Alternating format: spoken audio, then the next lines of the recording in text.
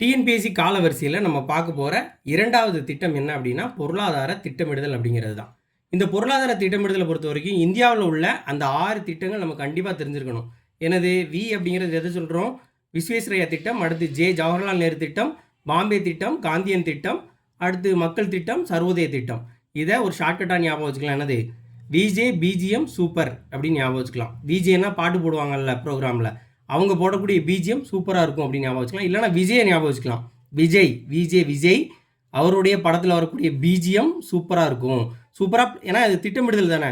அவர் படத்தில் பிஜிஎம் நல்லா வரும்னு சூப்பராக திட்டமிடுவாங்க அப்படிங்கிறத ஞாபகம் வச்சுக்கலாம். ஸோ இந்த ஆறையுமே நம்ம வரிசையாக ஞாபகம் வச்சுக்கலாம். இதை தான் திரும்ப இந்த திட்டங்களை வரிசைப்படுத்துக்க அப்படின்னு கேட்குறாங்க. ஆண்டுகள் தெரியலனா கூட இதை வரிசைப்படுத்திடலாம் நம்மளால். முதல்ல விஸ்வேஸ்வரய்யா தான் அப்படிங்கிறத தெளிவாக ஞாபகம் வச்சுக்கணும். இப்போ திட்டமிடுதல் சார்ந்து முக்கியமான ஆண்டுகளை நம்ம பார்க்க போகிறோம். முதல்ல 1928 தான் சோவியத் யூனியனில் திட்டமிடல் அப்படிங்கிறத செயல்படுத்துகிறாங்க. அதுதான் பின்னால் அவங்க வல்லரசானதுக்கான காரணம் அப்படின்னு சொல்கிறாங்க. முதல் திட்டமிடல் அப்படிங்கிறது சோவியத் யூனியன் தான் மேற்கொள்கிறாங்க. சோவியத் யூனியனை பொறுத்த வரைக்கும் 7 ஆண்டு திட்டம் அப்படிங்கிறது அவங்ககிட்ட நடைமுறையில் இருந்துச்சு. நம்ம தான் அதிலிருந்து தான் எடுத்திருக்கோம். திட்டமிடல்ங்கிறத நம்ம யார்ட்டிருந்து எடுத்தோம்னா சோவியத் யூனியனில் தான். நம்ம 5 ஆண்டு திட்டமாக அதை செயல்படுத்தணும். அடுத்து ஒரு 2 வருஷம் கழிச்சு 1930 தான் அமெரிக்காவில் பொருளாதார பெருமந்தம் அப்படிங்கிறது ஏற்படுது. ஸோ இவங்க 2 பேர், அதனால் 2 வருஷம் கேப். 1930 பொருளாதார பெருமந்தம்ங்கிறது என்ன அப்படின்னா மக்களுடைய வாங்கக்கூடிய திறன் குறைந்து பொருளாதார ரீதியான சிக்கல் அதிகரிக்கிறது தான் அதுக்கான காரணம்.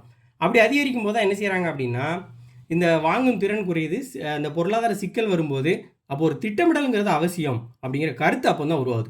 அப்போ பொருளாதார திட்டமிடல் அவசியம் அப்படிங்கிற கருத்து எப்போ உருவாச்சு அப்படின்னா 1930 அமெரிக்காவில் பொருளாதார பெருமந்தம் ஏற்படும் போது.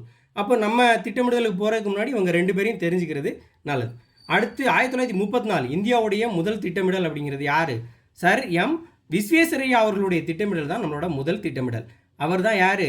ஒரு பொறியாளர். நம்ம அவருடைய தினத்தை தான் பொறியாளர், அவர் பிறந்த தினத்தை தான் நம்ம பொறியாளர் தினமாக கொண்டாடிட்டு இருக்கோம். இந்தியாவோட மிக முக்கியமான ஒரு இன்ஜினியர்.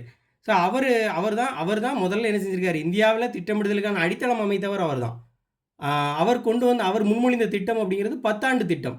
நம்ம அந்த 10 ஆண்டு திட்டத்தை ஃபாலோ பண்ணல. அவர் 10 ஆண்டு திட்டம் அப்படிங்கிறத முன்மொழிஞ்சிருக்கிறாரு. அதை எதில் சொல்லியிருப்பார் அப்படின்னா இந்திய பொருளாதார திட்டமிடல்ங்கிற அவருடைய புத்தகத்தில் அதை சொல்லியிருப்பார். ஸோ இந்த 34 அப்படிங்கிறது வந்து நமக்கு தெரியும். ஆர்பிஐ 35 கொண்டு வந்திருப்பாங்க, 34 ஆக்ட் கொண்டு வந்திருப்பாங்க.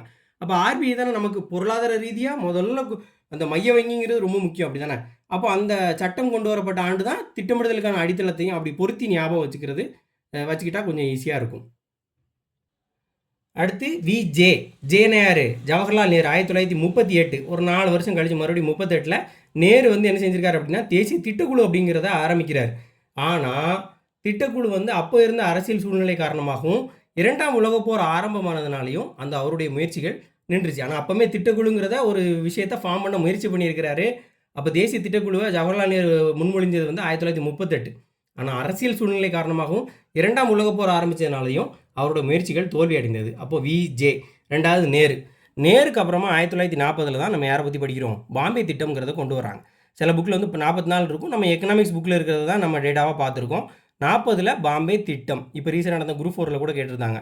பாம்பே திட்டம்ங்கிறது யார் அப்படின்னா பாம்பேயில் இருக்கக்கூடிய முன்னணி தொழிலதிபர்கள் இதை எப்போ முன்மொழிஞ்சிருப்பாங்க அப்படின்னா 1938 முன்மொழிஞ்சிருப்பாங்க. ஸோ இந்த விஷயம் வந்து நோட் பண்ணக்கூடிய ஒரு விஷயம்.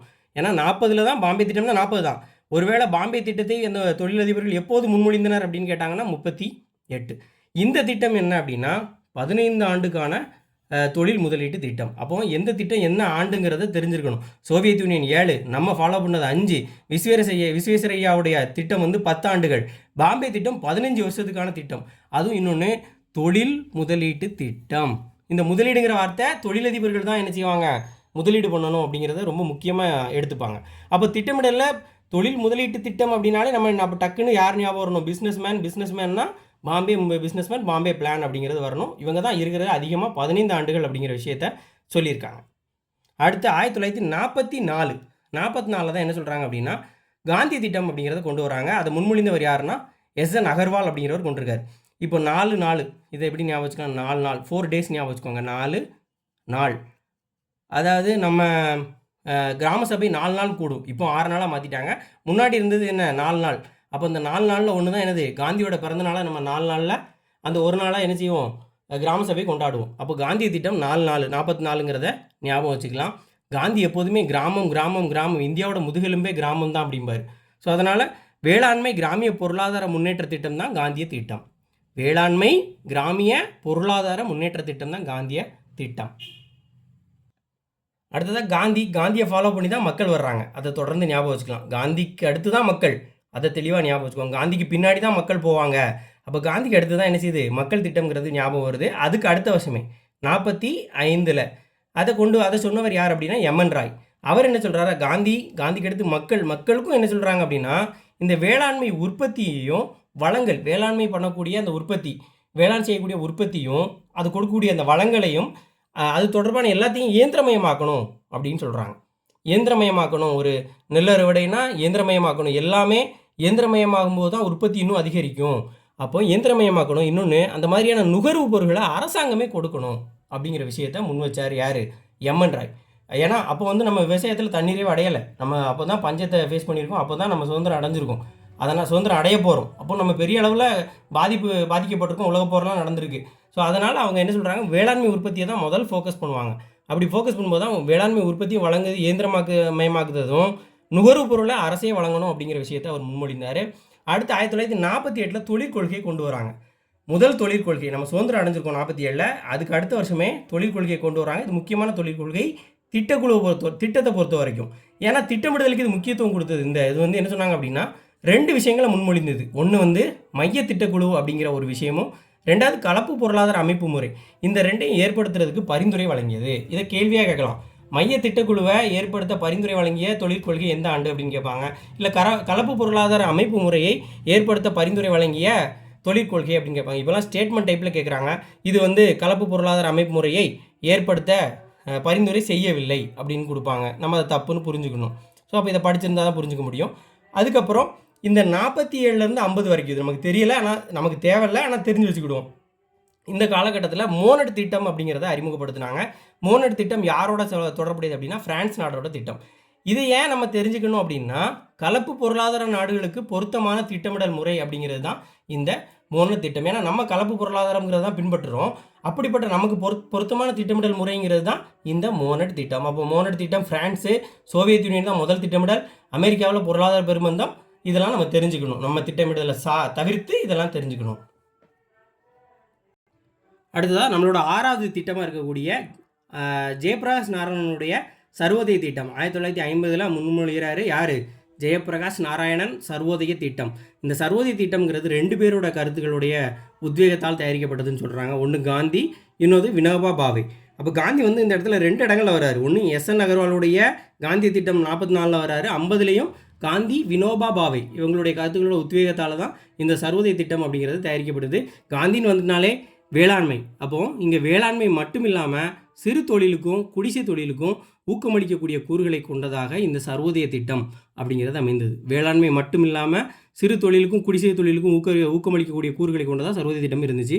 அடுத்து 50 குடியரசு ஆனதுக்கப்புறம் மார்ச் 15 தான் திட்டக்குழுவை அமைக்கிறாங்க.